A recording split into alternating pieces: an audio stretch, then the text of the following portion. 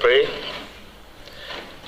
Almighty God, who in your wisdom and goodness have appointed the officers of leaders and county assemblies for the welfare of society and the just government of the people, we beseech you to behold with your abundant favor as your servants, whom you have been pleased to call to the performance of important trusts in this public. Let your blessings descend upon us, the assembled, and grant that we treat and consider all matters that shall come under deliberation in so just and faithful a manner as to promote your honor and glory, and to advance the peace, prosperity, and welfare of our county, and of those whose interests you have committed to our church. Amen.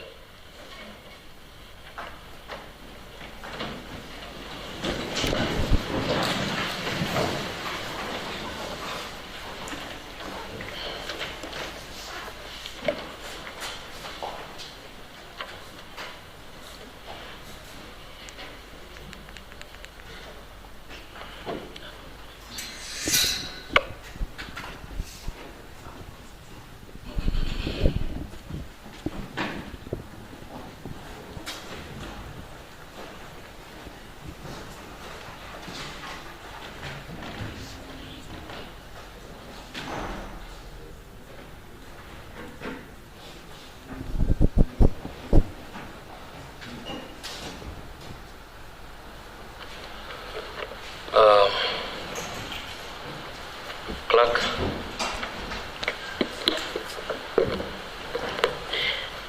Order number 1, administration of oath. Order number 2, communication from the chair. Honorable members, welcome to this afternoon sitting. You realize that we are coming towards the end of the session, the 4th session. Therefore, on Thursday, we will be proceeding for our long recess. However, there is still a lot of business to clear before we proceed for the recess. I would want to ask all the chairs who have questions to kindly have them ready so that we can discuss them before we proceed for the long recess. I've also received information from Office of the President.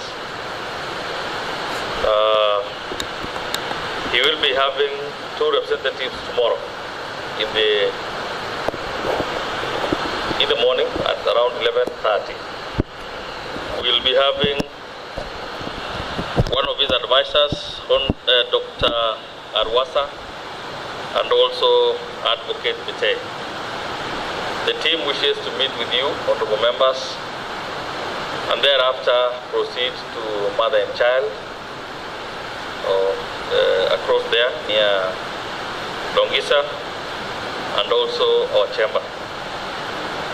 Any member who has not picked his or her key needs to do so with immediate effect. With all those very many remarks, I would ask all of us that we keep time for these remaining few days so that we can finish the business at hand. Thank you very much. Clerk.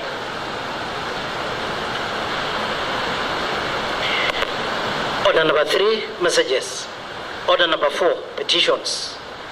Order number 5, papers. Order number 6, notices of motions. Order number 7, questions and statements. Honorable members, kindly turn over leaf on your notes.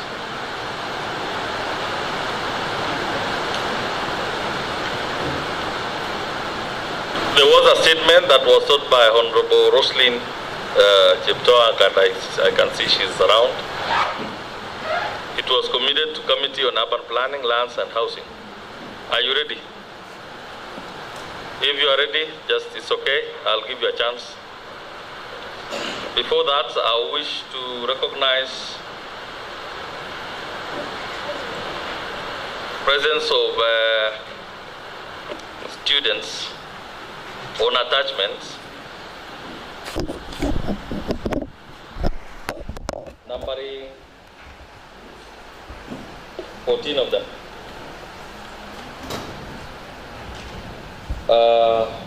I'll call out the names. If you are called, you rise up and you bow towards the members. Mercy Chepkoech. Thank you. Mercy Chepkoech is from Kisii University, BA in Linguistics.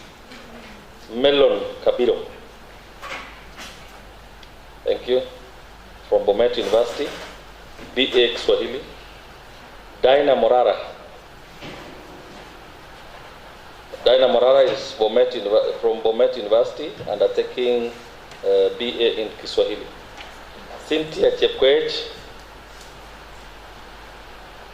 from Chuka University, undertaking BA in English and Literature. Victor Kolum, welcome. He's also from Bomet University, studying political science. Titus Shikuku, thank you. Also from Bomet University, undertaking BA in political science and public administration. Kelvin Okoyo, thank you. Also from Bomet University, undertaking BA Kiswahili. Edna Kerubo from Bomet University, also undertaking BA in Kiswahili. Oma Steve, thank you, from Bomet University, undertaking BA in Communication and Public Relations. Okot Hope Ann Achieng, thank you, Bomet University, also undertaking Communication and Public Relations. 11, Brenda Chebasa, thank you very much, Bomet University, undertaking Communication and Public Relations. Tabitha Cheruto from Meru University, undertaking Communication and Public Relations. Doreen Chepkemoy from Chuka University, undertaking BA in Linguistics and Literature. Last but not least, Lawis Grievins from Bomet University, undertaking BA in Communication and Public Relations. You are welcome, all of you.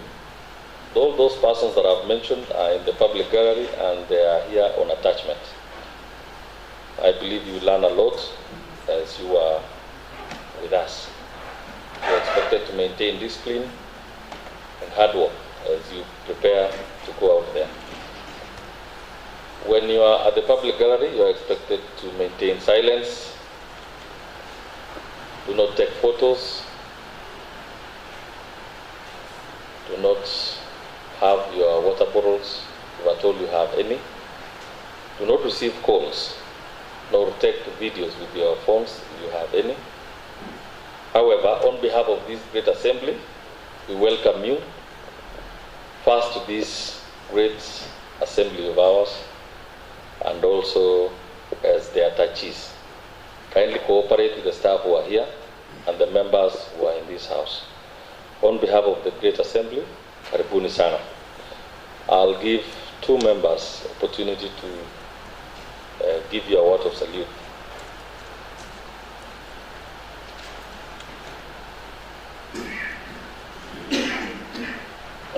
Honorable JK. Thank you very much, Mr. Speaker. I also rise to welcome the students on attachment to this assembly. Mr. Speaker, this is a great opportunity for our students to practice what they've been learning within the assembly. I also want to thank you and the clerk of this assembly for according them an opportunity to practice from this house. Mr. Speaker, I heard the various names that you've listed, and I'm very happy that this assembly is going national, if not international, Mr. Speaker. So this is a great step, and we want to welcome all of them to be part of this assembly, to learn everything that is good from this assembly, so that in future they can secure positions in the assembly and even to be members of this great assembly. Mr. Speaker, particularly those who are coming from Bomet University, we are so proud of them. Very few years ago, we did not have students within Bomet University. This is an avenue that shows how fast Bomet is growing. And my message to them is that wherever they are, they show a very nice picture of Bomet. We would like to associate very much with them. Apart from them being class students, we want to have a very good picture of the great county of Bomet. So I'm standing also here as a member of the Education Committee. And Mr. Speaker, going forward, we want to also allow more students to be coming to the assembly to practice. And I urge the other side of the executive to consider also internship programs for these students, so that as they close or as they wind up their studies, they can also be able to gain access to various internship programs to further their practice before they finally get various job opportunities. Lastly, Mr. Speaker, as we consider the next budget, let us also remember to think of how we can have more resources on the side of PE, Mr. Speaker, so that we allow more youths to also get opportunities to work within the county government of Bomet. Mr. Speaker, though we have had a history where the PE has gone beyond what is recommended, we also need to think otherwise and adjust where necessary, so that we allow more youth to gain access to opportunities, employment opportunities for that matter. Otherwise, I want to welcome you so much. We are proud of you, and feel free within the presence of this assembly. Thank you so much, Mr. Speaker. Thank you very much, Honorable Josephat Kirui. You've actually given quite a good speech, and you've titled the tenets of life, most especially to the youths who are at the public gallery. Any other member? Honorable Evelyn. Thank you, Honorable Speaker. I also take this golden opportunity to welcome the students from various universities who have visited us this afternoon. I want to urge the women and men to be men of integrity, to further their studies, to refrain from early marriages. We all know that there is this monster called femicide. I urge the women, as the chair of County Assembly Women Caucus, to take care of themselves, to refrain from issues which can lead to earlier death. I also want to ask them to be women of integrity. Further your education until master's level. Further your education. Your parents are looking after you to finish your studies, to take care of them. So I urge you to continue, take care, guard your studies jealously, and be men and women of integrity. Mr. Speaker, sir, if you allow me again, with your guidance, I wish to register my appreciation for members who came through during my darkest times of my life when I lost my mom 2 weeks ago. It's a week, 2 weeks today. Thank you, honorable members, for coming through financially, prayers.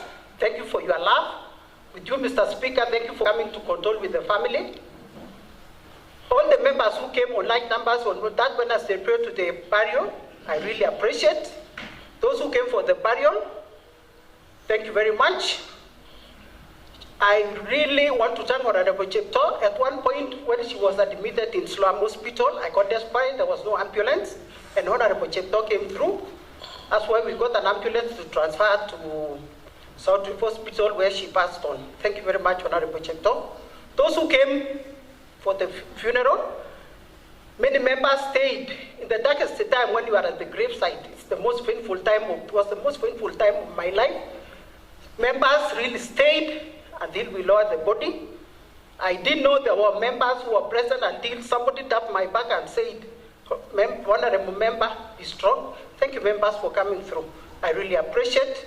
I also want to condole with Josiah for the loss of his brother-in-law, Honorable Kondowere, and Honorable Kigaru. I know you are still grieving. May God give us the grace to endure the great loss. Thank you very much, Mr. Speaker. Thank you very much, Honorable Evelyn Mibe. Well spoken.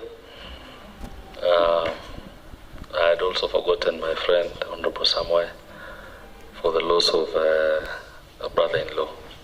On behalf of all these members, Pole Sana.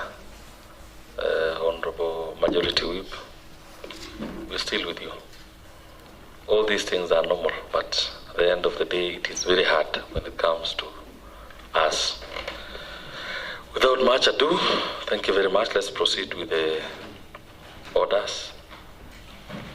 Next order. Honorable Speaker. Honorable Peter Ono. Mr. Speaker, before you give us a window to welcome, you wish to... students on attachment. Okay. The clerk had already read out that you are on questions and statements. Mr. Speaker, I remember you said there is a statement that is due, that was sought by the Honorable Roslyn Chepto. Yes. If you would allow me, Mr. Speaker, I want to give a response. I already have expressed permission from my APO chair, the Honorable Bernard Kibutai Rotich, who is also the member representing Chibunyo, and the chairperson, Committee on Labor. Which question is that, Honorable Peter Ono? Mr. Speaker, the statement is on which? Is it the third one? Honorable Speaker. Because I can see the chair, Urban, was actually on the first statement there. The comprehensive statement sought by Honorable Roslyn Chepto from the chairperson, Committee on Urban Planning, Lands and Housing. Is that what you are referring to?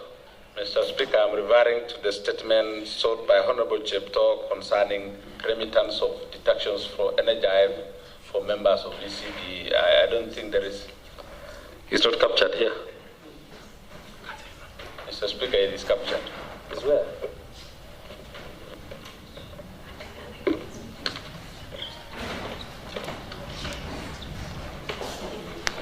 Okay, now, Peter Ono, I think I get you. You are on the second statement.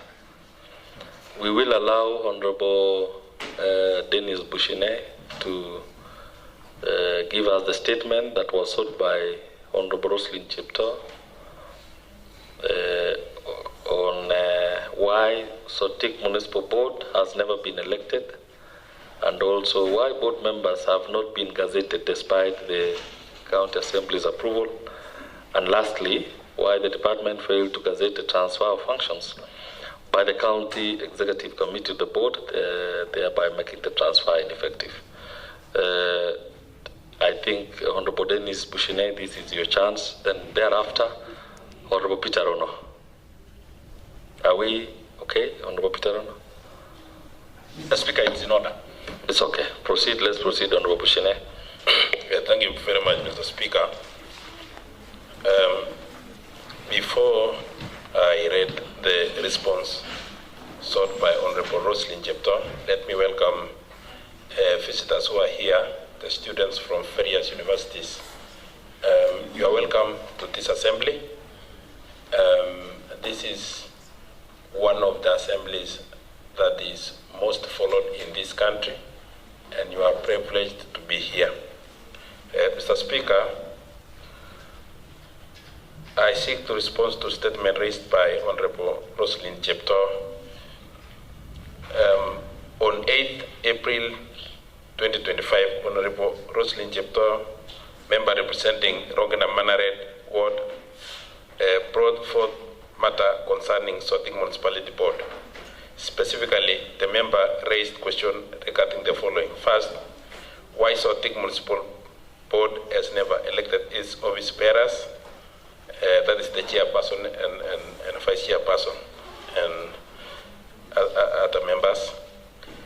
Second, why the board members have not been gazetted despite County Assembly's approval. And lastly, why has the department failed to gazette the transfer function by County Executive Committee to the board, thereby making the transfer ineffective. Mr. Speaker, the committee requested clarification from CECM, Department of Lands, Housing and Urban Planning, via a letter pursuant to committee resolution. The CECM Housing Urban Planning responded on 23rd of April 2025. The following is the response from the Department of Lands, Housing and Urban Planning, together with committee's recommendation. Mr. Speaker, as to why Sotik Municipal Board has never elected its office bearers, that is the chairperson and vice chairperson. Initially, the letter that was responded said that the department was planning to carry out induction training for the board members and thereafter conduct election of office bearers. The induction training will enable members to fully understand the background which the office bearers must have, especially the chairperson. Section 5 of Urban Areas and Cities Act 2011, Amendment 2019, state the requirement for election of board chair. This is one section to be given emphasis during the training. However, facilitation for induction training has been prepared by department pending payment. This payment is expected about 2 weeks' time to enable the training and subsequent election of Sotik board bearers. Mr. Speaker, the committee made observation and not as follows. The committee noted that there is no requirement by law for induction before election, and that the CECM seems unable to steer the roles. But Mr. Speaker, on that question, today the board sat today and they have elected the board chair and the vice chair today. So this question has been answered today. So this one, the first question has been answered. So we were present, the statement seeker and I, we were there. So, Honorable Chair, then you need to have this in your report. As much as you're reporting that it is there today, this is a report that remains with the answer. yeah, And therefore, something that has been tabled has to have all the facts that you have. Probably then after this, you'll have to amend your report. I'll do. Okay. Thank you, Mr. Speaker, for that guidance. The second question, Mr. Speaker, as to why board members have not been gazetted despite the County Assembly approval. The gazettement of Sotik board members will be done once the office bearers have been elected. The gazettement notice will indicate the chair and the vice chair, of which also, Mr. Speaker, part of it has been answered. The committee observed the gazettement was supposed to have been done immediately. The County Assembly approved the board to give them legitimacy to serve as board members and for members of the public to be well informed. Mr. Speaker, the fact that elections have not been held does not in any way stop the county, the governor, from gazetting the board members. Hence, this is a case of omission on the part of CECM, and the department to properly advise governor. Mr. Speaker,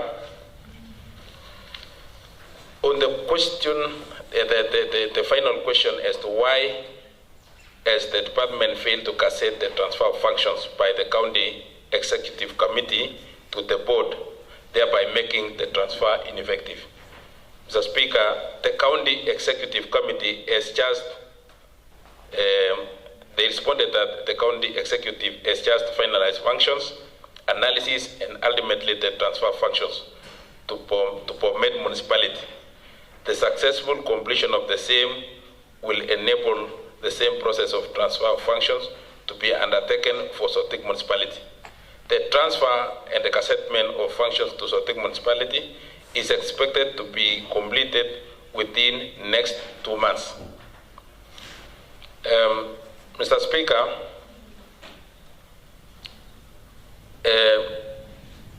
the comments of the committee. It is evident before the committee indicates that the functions were transferred on 31st October 2022. But the department yet again failed to cassette the same. The functions analysis do not precede the cassettement of functions, and therefore the same is lame excuse, Mr. Speaker. In any case, the function analysis can only be done after the cassettement of transfer of functions. And the resolution of committee, Mr. Speaker, was that the response to the statements was not elaborate, and therefore the committee found it unsatisfactory, and has since resolved to invite the CECM, Land, Housing and Urban for further clarification. Thank you, Mr. Speaker. Thank you very much, Chairperson, Committee on Lands, Housing and Urban Planning, for your statement. However, at the end of your conclusion, you have a request for the whole House, and I'll ask all the members to consider it. Any member who has a comment on that before we allow Honorable Peter Rono to proceed with his statement? Statement seeker. Thank you, Honorable Speaker.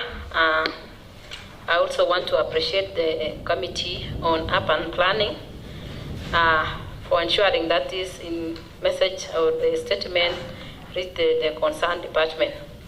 Following the response, I can say I'm satisfied with the first question, which has been answered, and I was privileged in the morning to be part of the board members who took their time to elect themselves for the position of chair and other positions. My concern, Honorable Speaker, is the second and the third question, which I expect the Committee on Urban to ensure that the statement should be done immediately, so that these people can be able to the office to function. Another issue, Honorable Speaker, you are aware that when we did our budget for financial year 2025, we budgeted for Sotik municipality.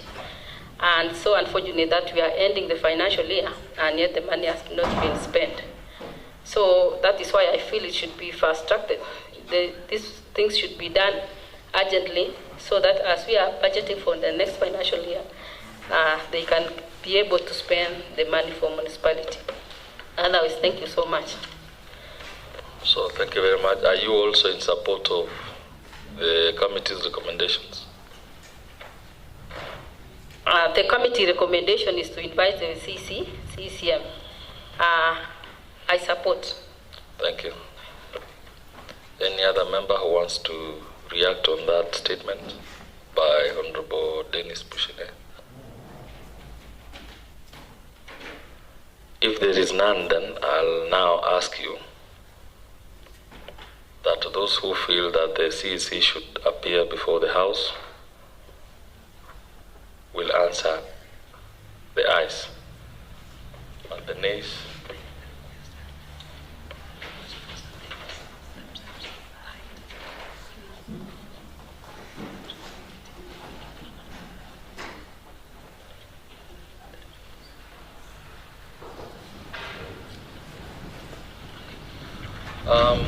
Maybe I didn't get you clearly, Honorable Dennis.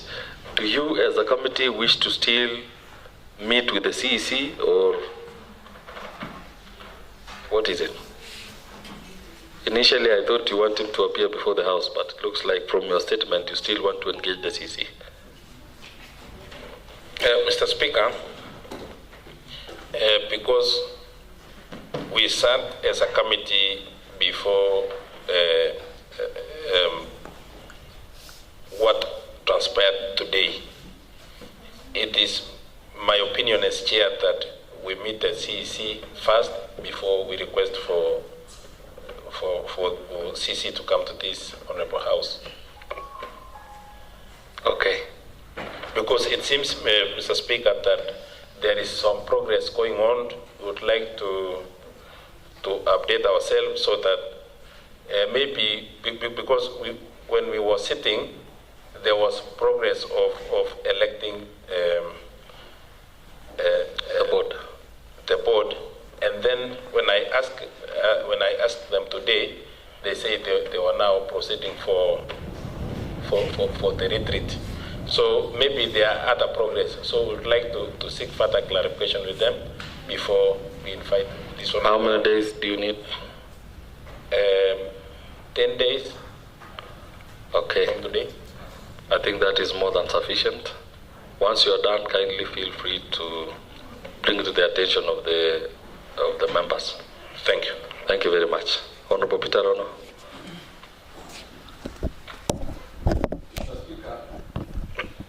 Thank you once again, and I'm glad that this Honorable House is doing a tremendous job. The response by my good friend Honorable Dennis shows that it only needs a jack. Mr. Speaker, I've said I have expressed permissions from my chair, Honorable Bernard Rotich, who chairs the Committee on Labour and Public Service.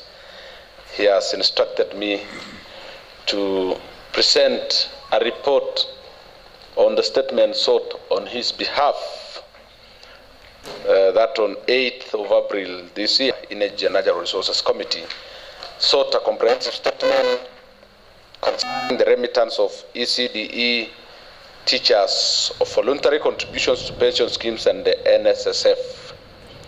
Furthermore, the member wanted the chairperson to categorically indicate the reasons why the Human Resource Department halted deductions of voluntary pension contributions of ECD teachers as from December 2024. Mr. Speaker, she also wanted the chair to explain what will befall the already deducted voluntary pension contributions from the said teachers as from year 2021 to 2024, because currently, Mr. Speaker, they are skeptical of the safety of their contributions. She also wanted the chair to indicate the mechanisms which the department will put in place to ensure that the said contributions are updated. Mr. Speaker, she also asked the fourth question: indicate the voluntary pension schemes which the said ECT teachers had voluntarily subscribed to. If you are so careful, Mr. Speaker, the word here is voluntary. Number 5 was the chair to state why NSSF deductions haven't been remitted since the year 2021, despite regular deductions from the contributor's salary. And question number 6 was the chair to state the reasons why ECD teachers' salaries are consolidated and classified as special salary with no basic commuter and house allowances. Mr. Speaker, the 7th one was to state why ECT teachers have never been promoted.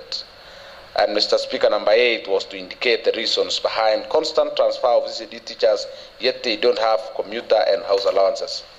Question number 9 was the chair to indicate why ECD teachers are interchangeably called ECD teachers and ECD assistants. Yes, Mr. Speaker, and the last one was to state whether there is any scheme of service in place for ECD teachers, and if not, what steps is the Department of ECD taking to ensure that there is one in place? Honorable Speaker, the committee requested clarifications from the County Secretary through a letter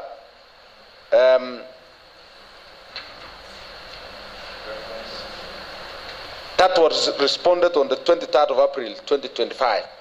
Mr. Speaker, the response from the County Secretary is attached as an annexure, and the committee, upon several meetings and deliberations, made resolutions and conclusions.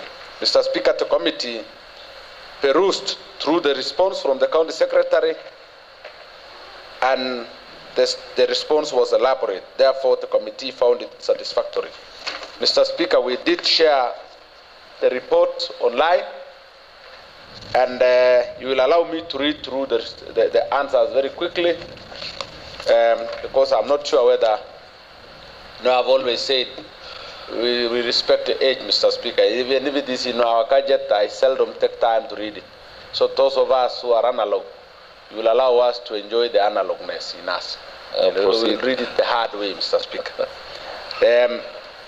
In the first questions, as to indicate the reasons why the Human Resource Department halted deductions of voluntary pension contributions of ECD teachers as from December 2024. Mr. Speaker, from December 2024, Integrated Payroll and Personnel Database, famously known as IPPD system, in the whole Republic transitioned to Human Resource Information System, famously known as HRIS Kenya. All staff deductions, including pension contributions, are system generated, Mr. Speaker. As a result of this transition, HRIS Kenya did not implement pension deductions for all staff with special salary, ECD teachers included.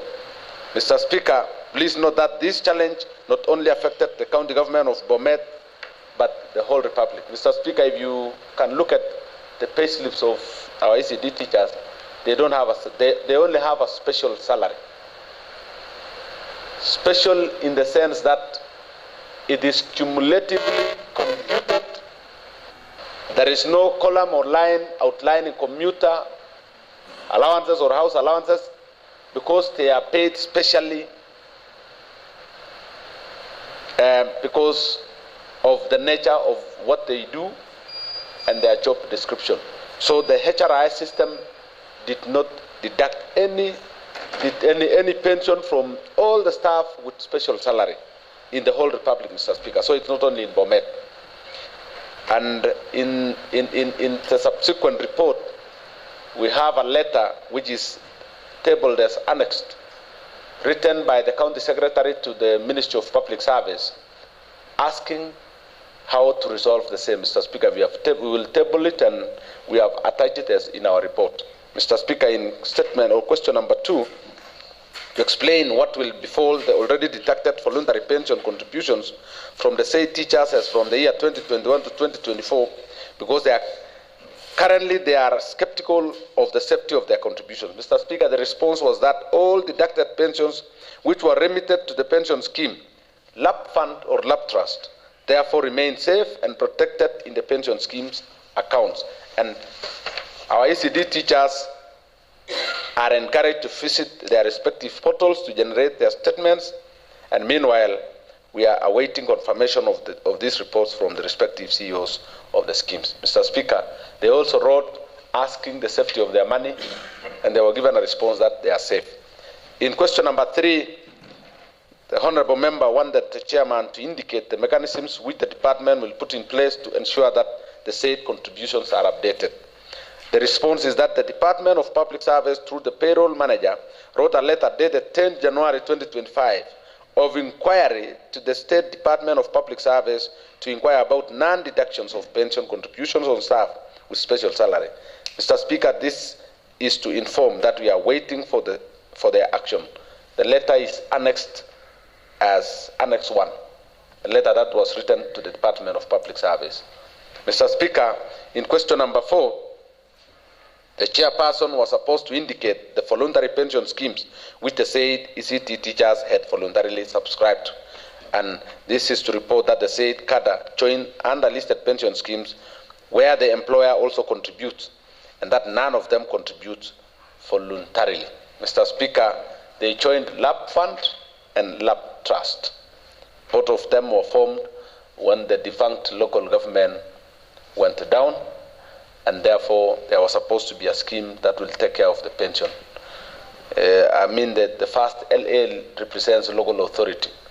The other one, Mr. Speaker, unless for fund, I cannot tell what exactly it means. It requires time to do another research. Mr. Speaker, when you look at the Annex 2, it carries the statement from the Department of Finance outlining the same. Mr. Speaker, question number 5 was the Honorable Member wanted the Chairman to state why NSSF deductions haven't been remitted since the year 2021, despite the regular deductions from the contributor's salary. This is a matter of grave concern, Mr. Speaker, because you cannot deduct from my salary and fail to remit it to the relevant statutory body. But the response is that all NSSF deductions have been remitted. Mr. Speaker, we went ahead to inquire, including sampling one person and writing or asking NSSF to show us whether this has been done. But the department, through the payroll pie product, were able to demonstrate to us that there is variation of deductions because it can take a week or two to process the same. But from December 2021,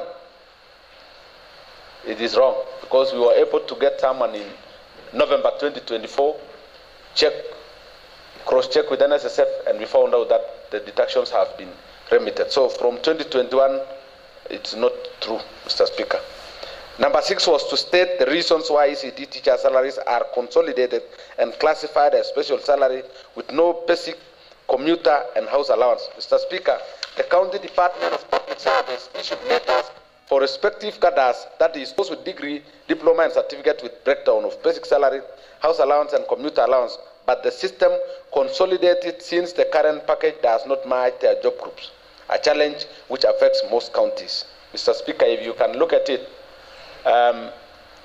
it is true that the gross salary for an ECD teacher does not match the relevant job groups, Mr. Speaker, and that is why when they are placed in the system consolidates them because they cannot be fragmented to tell which one is basic, which one is commuter, and which one is house allowance. And Mr. Speaker, I want to thank the county government of Bomet because recently, though we have not been formally briefed, we had reports that they are working on upscaling the salary of ECD teachers, and we would be very happy to see it being implemented on time because a degree is a degree, Mr. Speaker. Those with degree in ECD should be treated equally with those with degree in other cadres. And I'm also eagerly waiting to see this one come to light. Number 7, Mr. Speaker, was to state why ECD teachers have never been promoted. The County Department of Education forwarded a list of ECD teachers to CHR MAC for placement in their correct job group, and the same has been forwarded to the Public Service Board for action. Since the promotion of staff is ongoing, we are therefore yet to receive upgrading of ECD from the board. Consequently, a county government of Bomet made a salary review effective January 2025 for all ECD teachers and added Kenya shillings 3,000 across all cadres as shown below. I don't think if it will be, Mr. Speaker, currently a degree holder teaching in our ECD centers gets a basic salary of 18,224, house allowance of 5,800, and a commuter allowance of 4,000, giving it a cumulative gross salary of 28,024 shillings. Mr. Speaker, those with diploma are classified as grade B4 and have a basic salary of 14,467, house allowance of 3,850, and commuter allowance of 4,000, making a cumulative gross of 22,317. Mr. Speaker, those with certificate are classified at B2 with basic salary of 11,404, house allowance of 2,960, and commuter allowance of 3,000, giving them a cumulative gross of 17,364. Number 8 was to indicate the reason behind constant transfer of ECD teachers, yet they don't have commuter and house allowance. Mr. Speaker, ECD teachers who fail to uphold the code of conduct of a public officer, medical grounds, ECD teachers with health problems may be transferred to nearest centers in order to manage their health issues balancing. Some ECD centers have high enrollment of pupils and thus requires more teachers. Number 4 was to cap gender-based violence by transferring ECD teachers near their homes. Yeah, for work. Honorable Speaker, you heard my friend here say she was advising the students on attachment that they should stay away from GBV. And I'm sorry to say that this one is supposed to queue at the same, Mr. Speaker. We are the department is transferring ECD teachers to work close home so that they take care of their families, Mr. Speaker. It's one good reason. And the final one was persons with disabilities. ECD teachers with disabilities may be transferred to centers near their homes. All this is done not to take them away from home, but to take them closer home, except response number 1, ECD teachers who fail to uphold the code of conduct of a public officer. I think those are transferred as a reprimand. Question number 9 and the second last, Mr. Speaker, was to indicate why ECD teachers are interchangeably called teachers and assistants. This is to report that prior to regularization of their appointment, these cadre were either called ECD teachers and ECD assistants. After regularization of their appointment in July 2020, we further wish to confirm that these titles were uniformly changed to ECD assistants. So there is no more interchangeably from July 2020.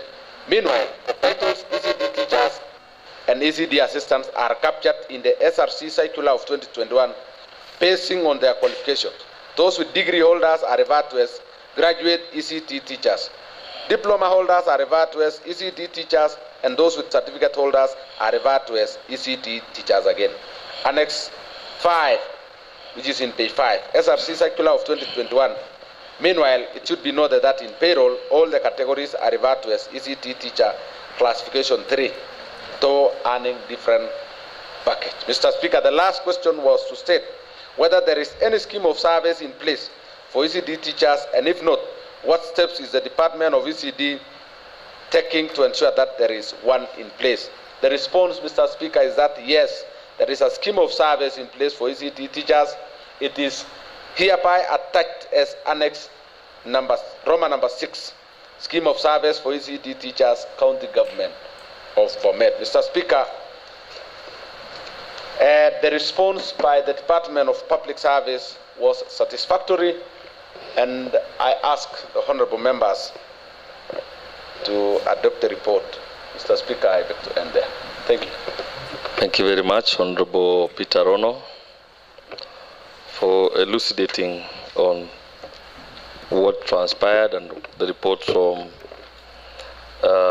Labour. I believe from Chair, I think from, is it the Department of Education or Chairman Public this Service? This one is coming from the Department of Public Service. Public Service, yes. Okay, thank you. The statement seeker. Thank you, Honorable Speaker. Allow me also to appreciate the Committee on Department of Administration. At first, there are some questions which are raised, which I am satisfied, and some I'm not satisfied, especially concerning the salaries. Remember, Honorable Speaker, even if the respondent of the statement was able to tell us that we have the commuter allowance, house allowance, but they are all consolidated into one in the pay slip. So maybe he was just dividing in his own way, but in the pay slip there is no commuter allowance and no house allowance. Another thing, as you are aware, the degree holder of an ECD teacher and a degree holder of maybe a business management course or an accountant they differ, because you realize this one, they are earning 24,000 for ECD, but for an accountant, they are earning about 43,000. So I'm very much concerned, because they say the county government is planning to add another 3,000. That will be about 27,000. When will they be able to meet 43,000 like any other person with a degree? Also, the issue of transfer of these teachers from one station to another one. He claimed that these people are being transferred to the nearest station. What about those who are being transferred away from their nearby stations? How are we being fair to them? Otherwise, thank you, Honorable Speaker. Any other member who wants to react on that?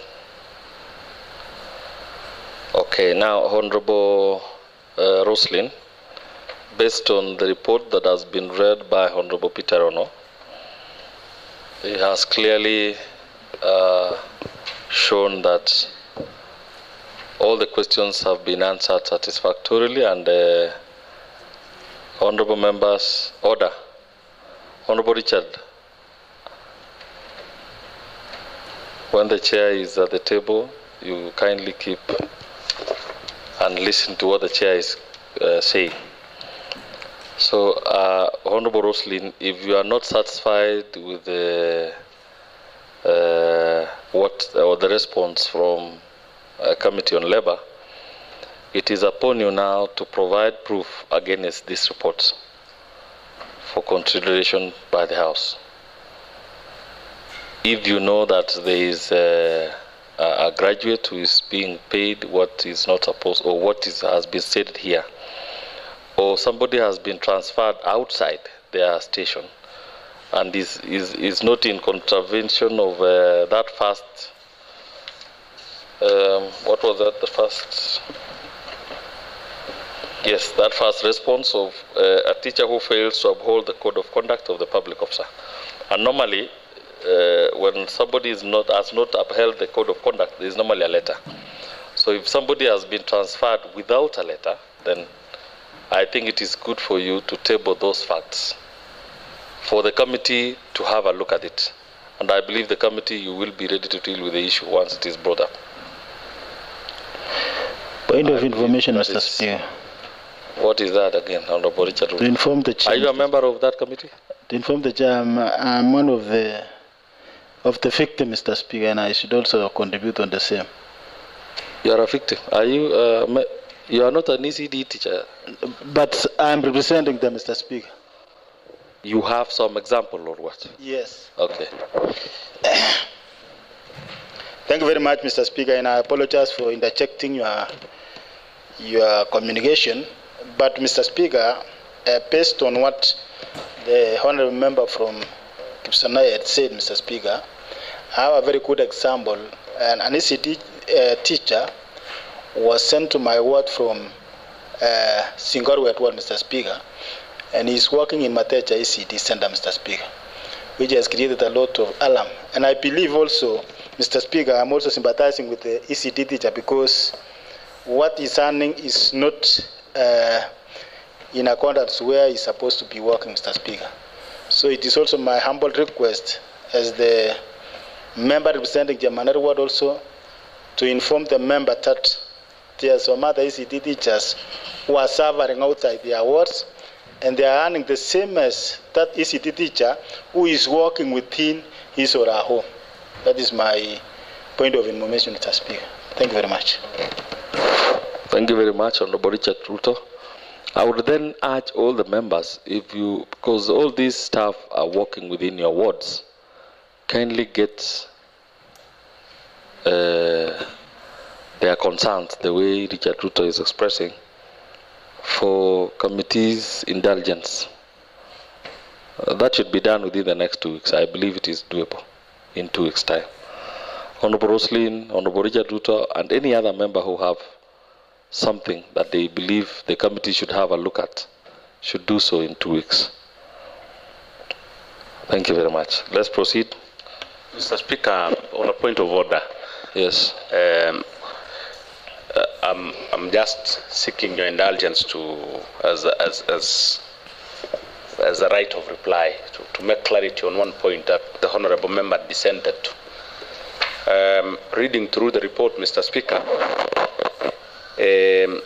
while giving formal employment letters to successful ECD teachers, the Department of Public Service did indicate that, for example, one with a degree was told in his oral letter was told that you will be earning 18,224 as your basic salary, and you will be earning 5,800 as your house allowance and 4,000 as your commuter allowance. Mr. Speaker, what happened is that because the gross salary is 28,000, it is way below the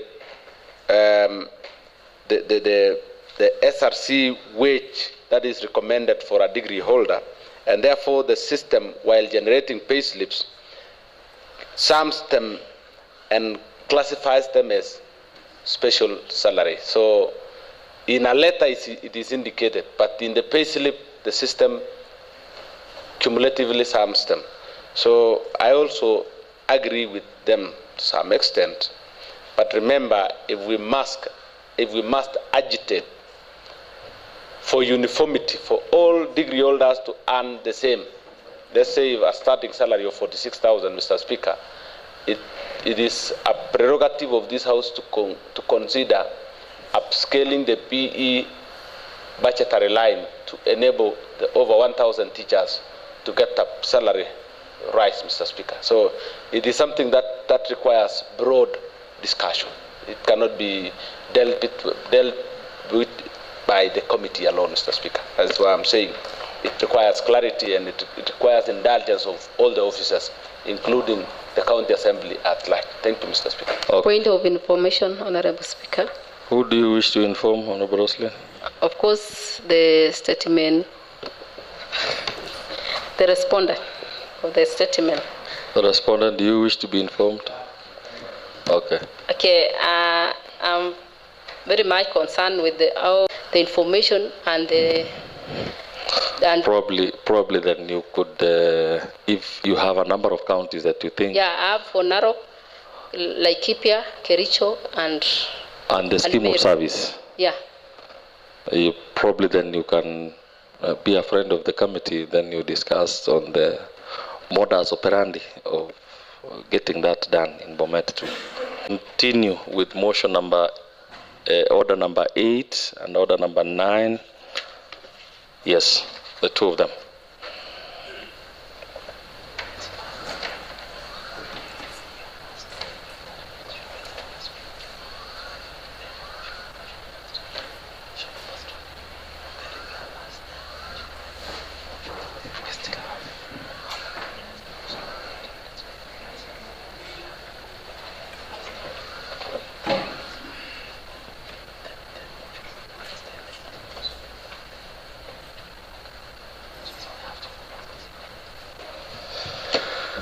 Well, I'm told, and I'm properly guided that, if we were to extend time, we should have done that at least 30 minutes before end of time, and therefore we don't have the indulgence of moving or altering the time of the assembly. Therefore, I'll ask the mover of the motion, Honorable Dennis Bushinai, to move with speed so that we finish by 4:30. Proceed. Order number 8. Thank you very much, Mr. Speaker. I beg to move the following motion. That pursuant to standing Point of order. Point of order, Honorable Speaker. What's your point of order, Honorable Changmori? I'm seeing you have given a ruling of 4:30. What is the time now? It's now 4:14. If we were to increase or lengthen our stay here, we should have done that by 4. So we are late by around 16 minutes. That's why I'm asking Honorable Bushinai to move with speed. Those are the rules and procedures of this House, Honorable Changmori. Yes, thank you. Thank you very much, Mr. Speaker, on that guidance. I beg to move the following motion, that pursuant to Standing Order number 2015F, this County Assembly adopts the report of Committee on Lands, Urban Planning and Housing on vetting of Mrs. Grace Robb, the County Rural Urban Affordable Housing Committee nominee, and pursuant to Section 34, 2A and 3 of Affordable Housing Act 2024, approves the nomination of Mrs. Grace Robb for appointment as chairperson of County Rural and Urban Affordable Housing Committee. Mr. Speaker,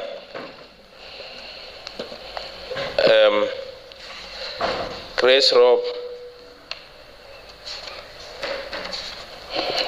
Move faster. Time is not on our side. Mr. Speaker, during vetting,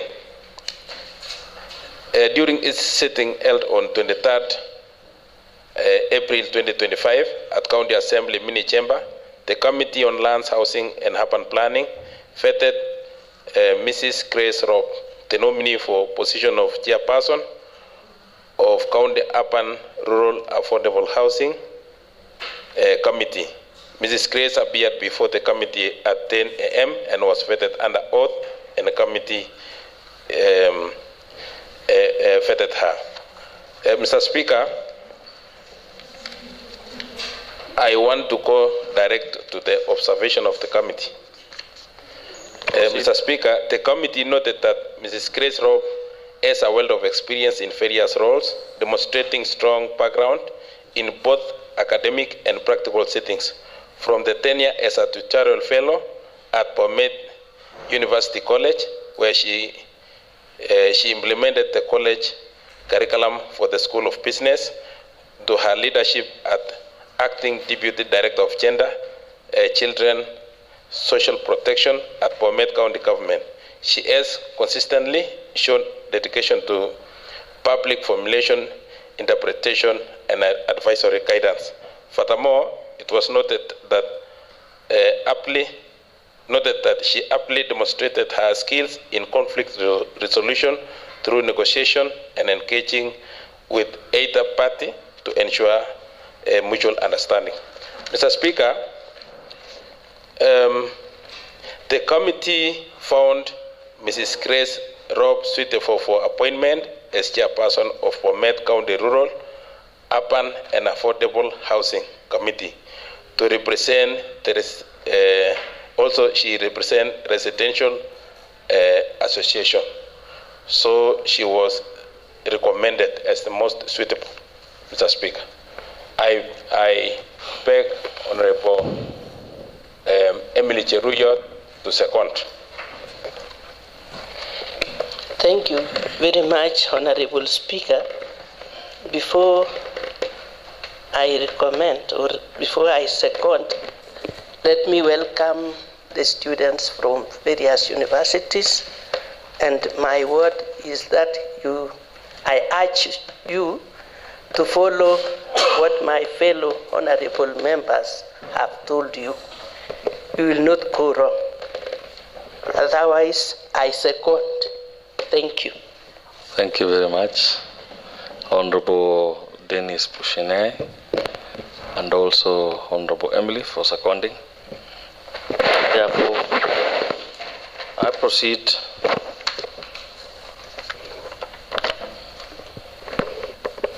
to propose that, pursuant to Standing Order 2015F, this County Assembly adopts the report of the Committee on Lands, Urban Planning and Housing on the vetting of Mrs. Grace Robb, the County Rural and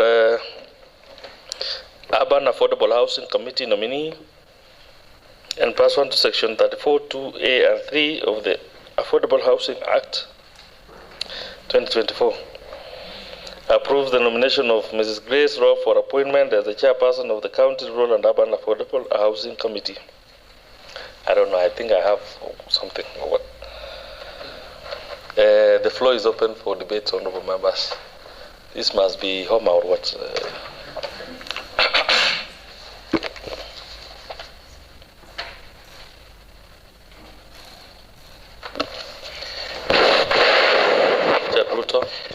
Asante sana Mheshimiwa Spika kwa kunipatia nafasi niweze kuchangia kuhusu mjadala ulioletwa na Mheshimiwa Bushenei. Na Mheshimiwa Spika, kwa sababu wakati umeenda Mheshimiwa Spika, na huyu mama ambaye tumeletewa katika mjadala ya leo, Bwana Spika, ni kiongozi ambaye imethibitika ama imejulikana ya kwamba ni mtu ambaye ako na weledi na anaweza kusimamia huo nyadhifa ambayo amepewa. Kwa hivyo Mr. Speaker, ninaomba bunge hili waweze kuunga mkono kwa pamoja ili tuweze kuitimiza mjadala ambao bado uko mbele yetu. Asanteni Bwana Speaker. Shukran sana kwa kujaribu leo umetumia lugha ya Kiswahili.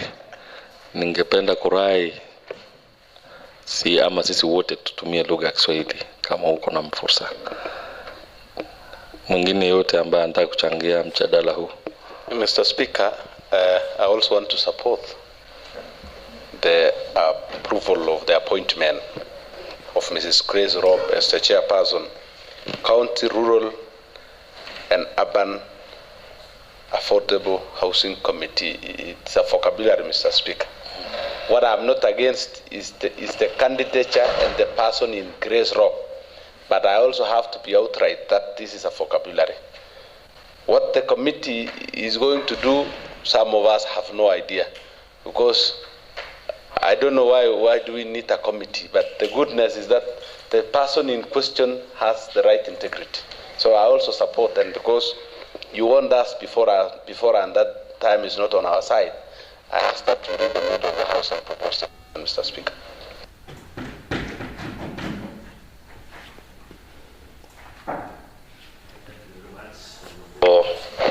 Peter Ono, and I'm trying to read the mood of the House, but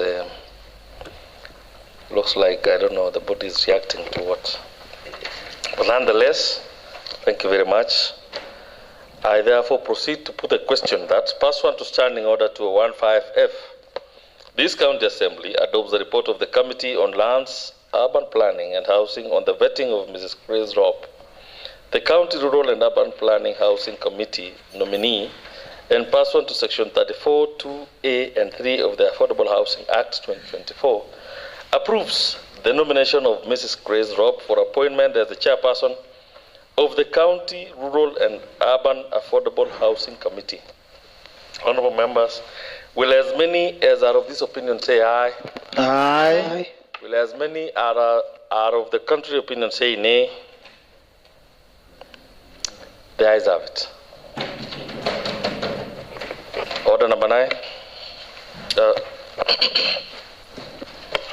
Thank you very much, Mr. Speaker. Wait. I've called for the clerk to mention. Order number 9, motion. Yes. Thank you very much, Mr. Speaker. It seems we are in a hurry and we are almost omitting a very important procedure. Mr. Speaker, I beg to move the following motion, that pursuant to Standing Order number 2015F, this County Assembly adopts the report of the Committee on Lands, Urban Planning, Housing on vetting of Mr. Kipto Jospat Sigei.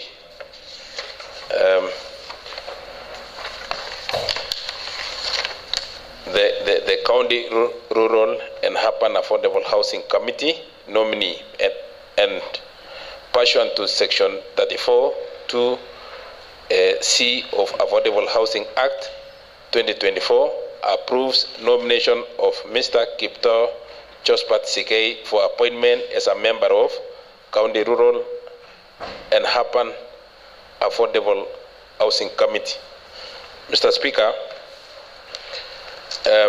on Wednesday, 23rd April 2025, the Committee on Lands, Housing and Urban Planning convened at County Assembly mini chambers to vet Mr. Josephat Kiptoo Sigei, the nominee for the position of member of County Urban and Rural Affordable Housing Committee.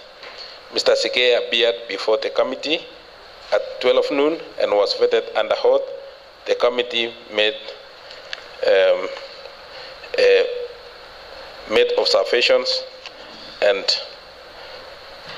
made the following recommendation. The committee observed that Mr. Josephat Kiptoo Sigei demonstrated commendable understanding of responsibilities and expectations of member of County Urban Rural Affordable Housing Committee. His long-standing engagement in community-based roles, notably as chairperson and a member of various boards of management in local schools, reflect his commitment to public service and local development. Additionally, Mr. Speaker, Mr. Sigei displayed strong interpersonal and communication skills developed through years of entrepreneurship activities. His emphasis on community participation and awareness in the uptake of affordable housing demonstrate a people-centered approach aligned with county's housing objectives.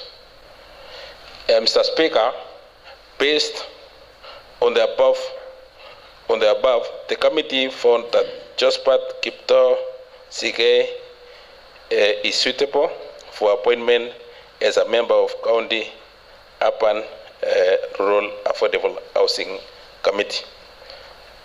Mr. Speaker, before I give it to Honorable Ann to second, there was a question that Honorable Peter raised. This is a procedure, Mr. Speaker, that is required by law because affordable housing is a program that has been adopted by government, and it is a requirement that is every county should have such a committee.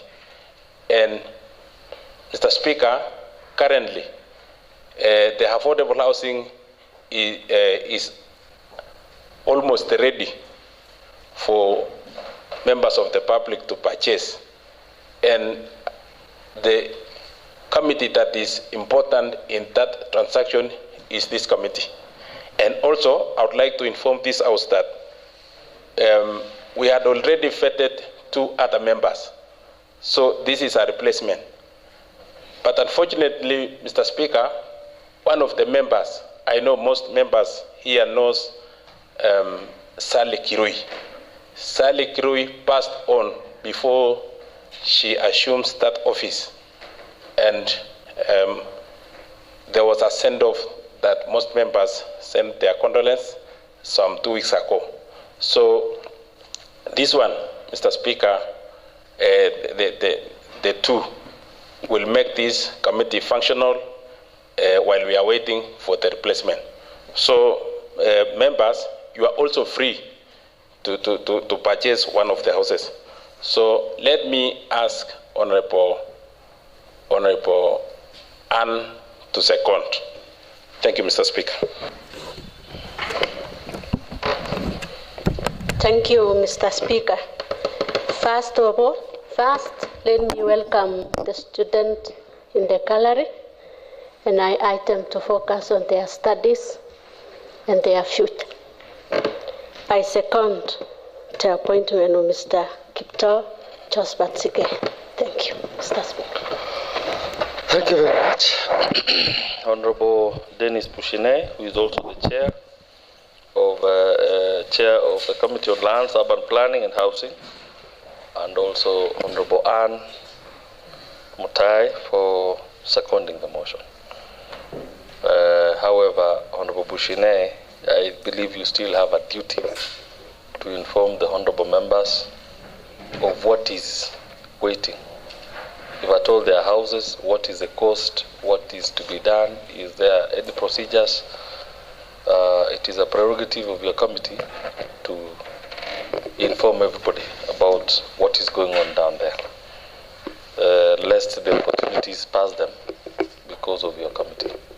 So I believe in the next few weeks you will inform them what is required. Not only this house, but everybody in Kenya. This is a presidential program that is undertaken nationally. Therefore, I'll proceed to put the question that, I'll propose that, pursuant to Standing Order 215F, this County Assembly adopts the report of the Committee on Lands, Urban Planning and Housing on the vetting of Mr. Kipto Josephat Sigei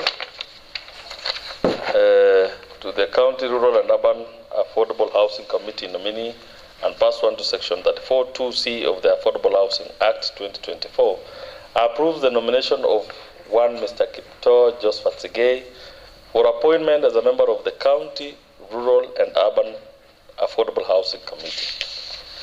Honourable members, the floor is open for debate on that. Point of order, Honourable Speaker. What's your point of order, Honourable Peter? Mr. Speaker, it's 4:30, and the business with us is a serious one. We don't need to do it outside the presence of the law. The standing order says that actually time is up. We can leave it there and pick it. Under standing order number 1, I as the chair, I add another 10 minutes for that to clear the business at hand. Honourable Speaker, on the same point of order, yes. Standing order number 1 gives the chair the prerogative to decide on matters not outlined. Mr. Speaker, in this case, it is in black and white. Mr. You can only amend that. Honourable Peter Ono, under standing order number 1, you can override, especially on a matter that was on the table. I think the honourable member is testing whether the Speaker has powers to.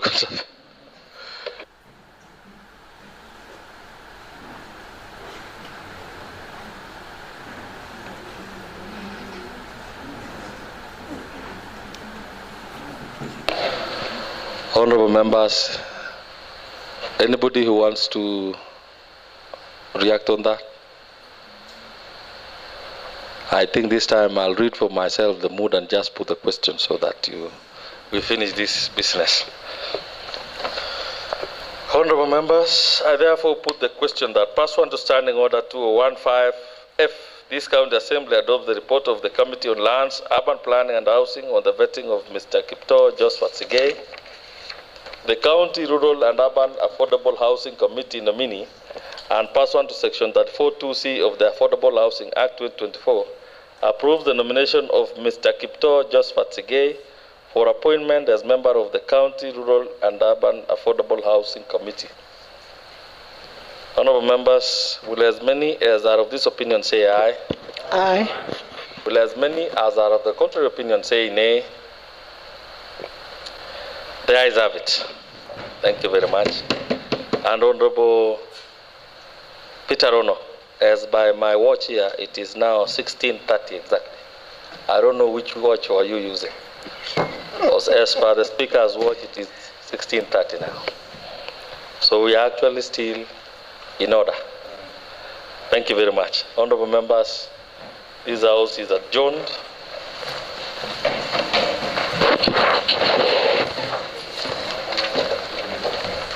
This sitting is adjourned up to tomorrow morning, 9:30 a.m.